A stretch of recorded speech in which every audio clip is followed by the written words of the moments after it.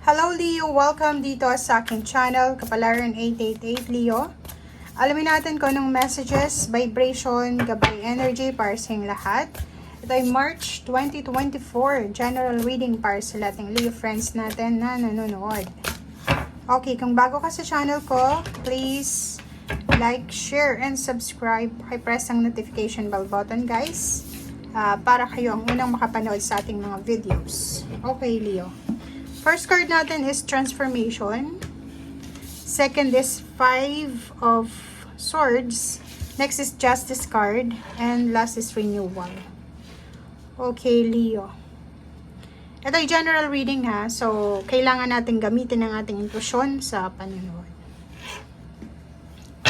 Okay, kunin natin yung energy from your spiritual helpers, guides. Kumuha lang tayo dito ng 2 cards or pwedeng 3 pag may lumabas na 3 cards. Okay, Leo, support, compassion, abundance. Support, compassion, and abundance para sa lahat ng Leo friends natin. Okay. General reading. Okay. Bakit ganun?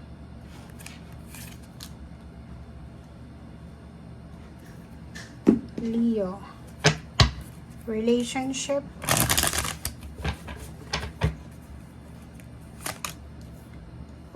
King of Cups,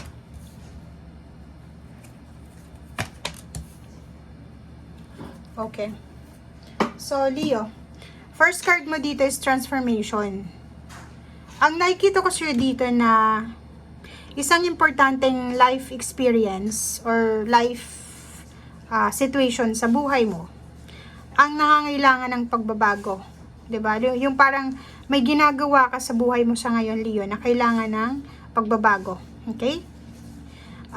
Isang napakalakas na hindi inaasahang revelation of truth or posibleng pangyayari na posibleng mag-release sa'yo sa mga old belief mo, 'di ba? Parang gano'n. So ang transformation na to, minsan, it's reverse ng the tower.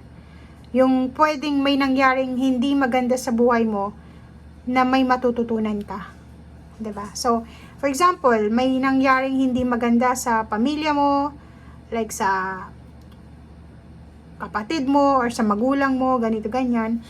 And, meron kang take home doon. Meron kang message na posibleng makuha or lessons na pwedeng maging dahilan para biglang magbago yung mindset mo or biglang magbago yung panuntunan mo sa buhay. Okay? Next card natin is Five of Swords. Nako, mag-ingat ka, Leo. Lalo yung mga lalaki dyan or even babae na mahilig kayo sa sugal. Mahilig sa sugal, sa bisyo, sa sabong. Pero nakikita natin sugal to eh. Kasi isang hindi mo pinag-iisipang choice or decision ang pwedeng makasira. Hindi lang sa'yo kundi sa pamilya mo. Huwag kang susugal ngayon sa kung ano man ngayong Marso. Lalo na sa physical na sugal, like yung poker or ano siya, casino or sa mga sugal kung tonggit sugal.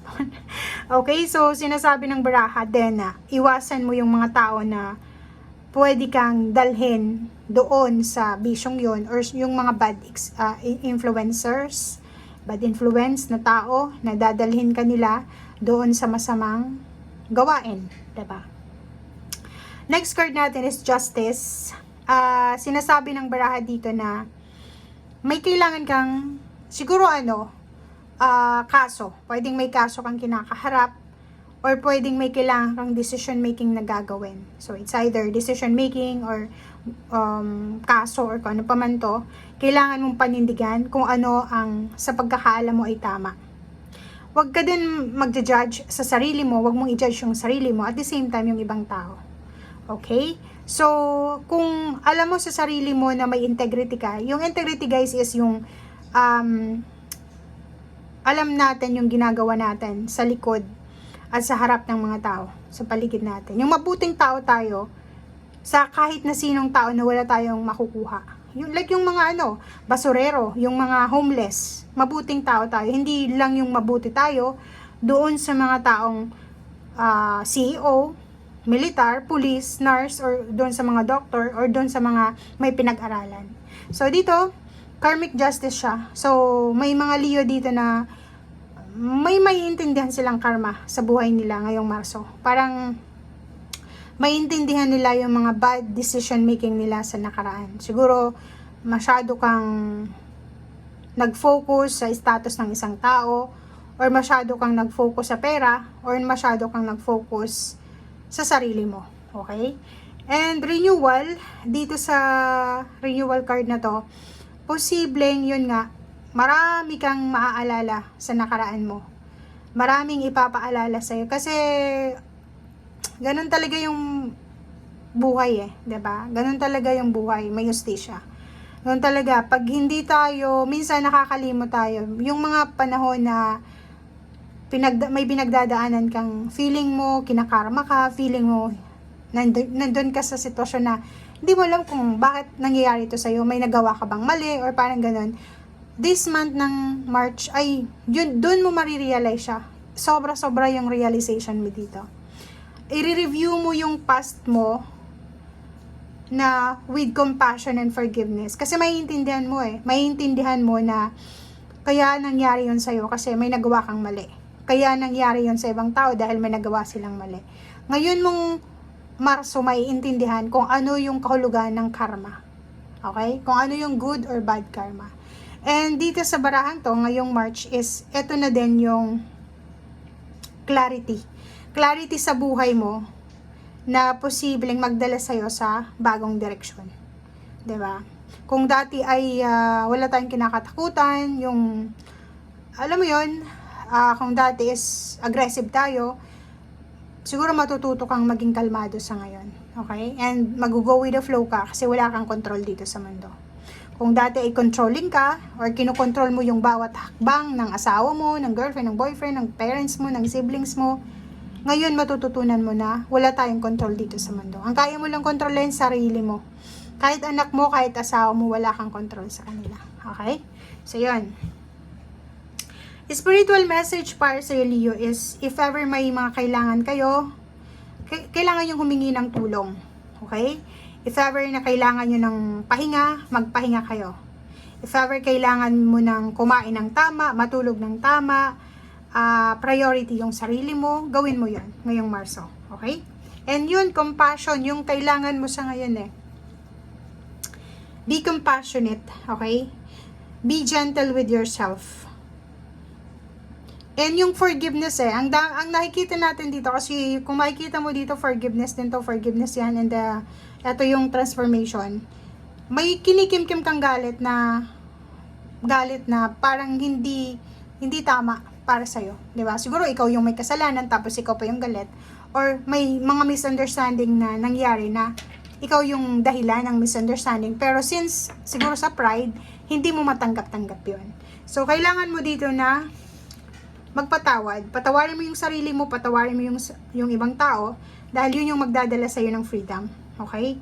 See the light in yourself and others. Tingnan mo, ito bang kinamumuhian mo na to? May naitulong to sa'yo? Dati pa? Ito bang kinasusuklaman mo na to is never pa ba yan na nagbigay sa'yo ng tulong, na nakapagbigay sa'yo ng kasayahan? Or isang beses lang siya gumawa ng mali, and then ginawan mo na siya ng parang overall na masamang tao. Parang gano'n. Ito yung sinasabi ng baraha. Hindi yun galing sa akin na. Ito binabasa lang natin. And next card is abundance. 'Di ba? So, dito sinasabi ng baraha, paano mo ma-enjoy yung abundance kung marami kang bit-bit dyan eh. 'Di ba? Tingnan mo. Literal. For example, pumunta tayo sa isang party. Ang party na yon is may sayawan, may kantahan, may kainan. Pero bago ka pumunta sa party, mayroon ka ng bit-bit na like isang 500 or 50 kilos of rice, 'di ba? Sa balikat mo. Example lang 'to ah. Ito yung example ng message ng spirit sa iyo. Binibit-bit mo siya or nandiyan siya sa balikat mo. Paano ka makakasayaw? Paano ka makakakain? Paano ka makakaupo kung hindi mo 'yon ibababa? So parang ganoon lang 'yon. paano ma-enjoy yung abundance kung ang dami mong kinasusuklaman dito sa mundo? Paano ka magiging masaya kung wala kang pinapatawad? Paano ka patatawarin ng Panginoon kung hindi ka nagpapatawad? 'Di ba? Kasi pag ang tao hindi nagpapatawad, ang tingin niya sa sarili niya sobrang taas. Ganun talaga eh. 'Di ba? Blessings are coming to you. Okay? Your supply is unlimited. Enjoy the bounty of life or the abundance. Pero, kailangan mo munang pakawalan kung ano yung mga bagay-bagay dyan sa puso mo, sa isip mo na hindi mo na kailangan. Okay? And kung makikita mo dito sa money card mo, sa kasalukuyan siguro hindi ka makatulog eh. Kung makikita mo dito, hindi ka makatulog sa sobrang problema sa pera. May iba dito na sobrang nagugutom na sila. Sobrang nagugutom na, may mga nararamdaman siguro silang confusion sa isip dahil sa gutom nila, or siguro financially marami silang kailangan na bayaran, or kung makikita mo dito na may problema ka kasi naghihirap ka sa pera or wala kang source ng income, or yung income na source mo ngayon is hindi siya masyadong stable. Nandito ka sa 3 of Pentacles, so busy ka siguro sa paghahanap ng trabaho, or ang focus mo ngayon is maghanap ng taong pwedeng makatulong sa'yo, or ang focus mo ngayon is maghanap ng kung saan ka pwedeng pumasok na like extra income or ganito ganyan. So comment down below if resonated ka. And sa relationship din, sinasabi na wala kang oras, especially kung single ka, wala kang panahon sa relationship kasi ang kailangan mo sa ngayon is stability. Stability sa pera, stability sa pamilya, stability mismo sa sarili mo, and katahimikan sa sarili mo. So, parang nakikita natin dito na, especially kung single, in a relationship, may asawa, napabayaan nyo na yung asawa nyo siguro, or yung karelasyon nyo, kasi mas focus kayo kung paano kayo magkakaroon ng stability sa pera. Okay? Comment down below if resonated ka. Thank you guys. Bye!